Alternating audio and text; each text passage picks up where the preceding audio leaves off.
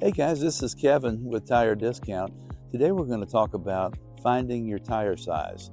The first thing you want to do is go down to your tire and look at these numbers right here.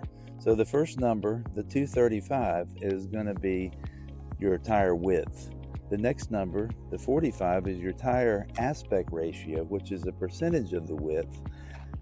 And that's your tire height. So the next number you come into is the 19, that's your rim size. Now you want to also check your door jamb right here because it'll give you the manufacturer's recommended tire size.